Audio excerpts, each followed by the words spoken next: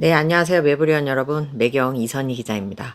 며칠 전 그 부영이 출산한 직원들한테 1억을 준다고 해서 화제였죠.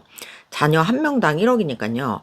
뭐 연년생이나 쌍둥이 이런 분들은 2억씩 받은 직원분도 있다고 합니다.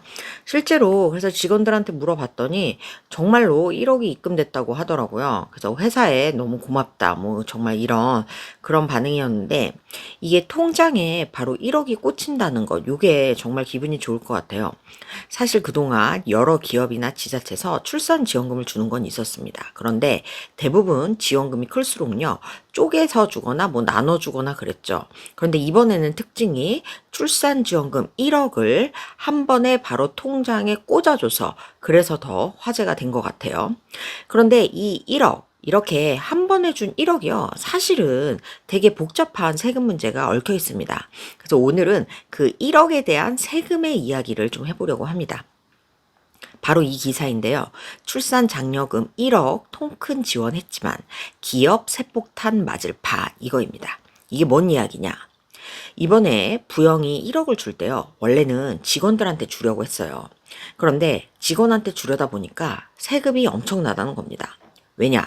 이 출산 장려금은 회사가 직원한테 주는 거여서 직원한테는 이게 보수로 잡힙니다. 그래서 한마디로 직원한테는요, 성과급 같은 성격인 거죠. 그래서 이 직원들의 기본 연봉에 이 출산지원금 1억이 합산이 되다 보니까요, 소득세율 38%가 적용되는 겁니다.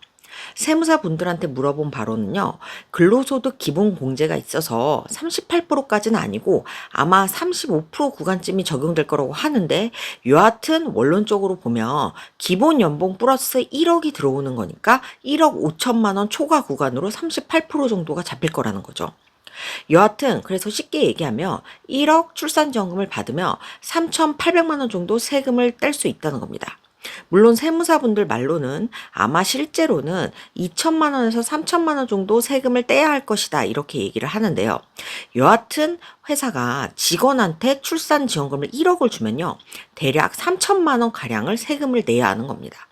직원 입장에서는 회사한테 1억을 받았는데 3천만 원이나 또 세금으로 내고 하다 보니까 주는 회사 입장도 받는 직원 입장도 조금 그렇겠죠. 그래서 이번에 이 출산지원금 1억을 어떻게 했느냐?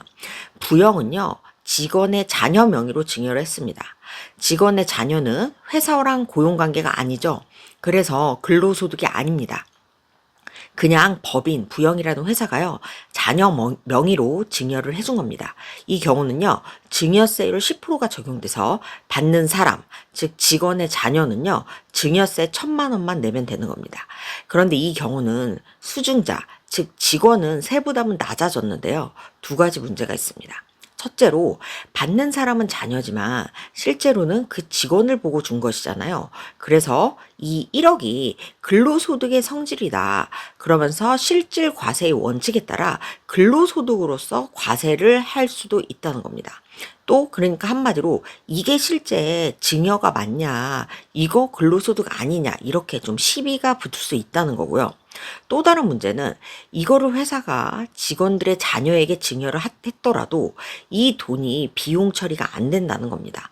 그러니까 법정 기부금이라고 해서 국가가 지정한 이 공익성이 인정된 단체에 법인이 기부를 하면 이거는 세금 그 혜택이 있는데 직원의 자녀는 법정 지정 기간이 아니잖아요. 그래서 직원의 자녀에게 주는 돈은요, 비용 처리가 안 된다고 합니다. 그러니까 법인 입장에서는 최대한 비용으로 인정받아서 세금을 줄이는 게 되게 좋은데 이런 출산 장려금 같은 경우는 이런 비용 인정이 안 되니까 아무래도 법인 입장에서는 세 부담이 커지는 그런 세 부담이 그렇게 커지게 되는 겁니다.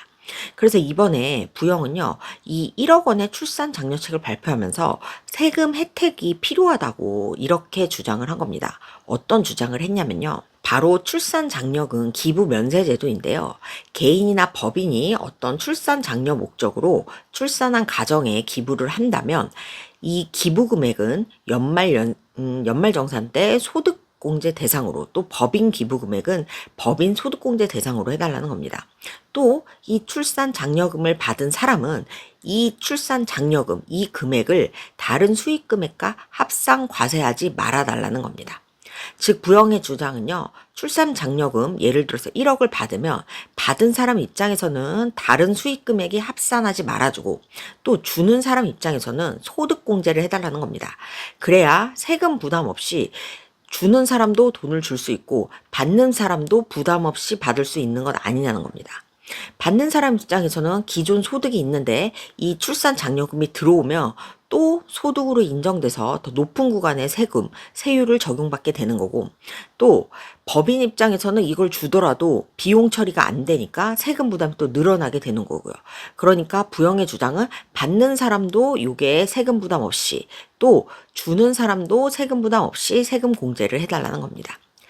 제가 세무업계에 취재한 바로는 이렇게 되면 과거에 기업이 이제 세금을 줄이려는 목적으로 직원들한테 지원금을 줘놓고 뒤로는 그 직원한테 다시 그 돈 돌려줘 뭐 이런 식으로 해서 세금을 불법적으로 줄이려다가 걸리는 적이 많아서 실제로 부영의 주장이 현실화되기는 어렵다는 의견도 많았습니다.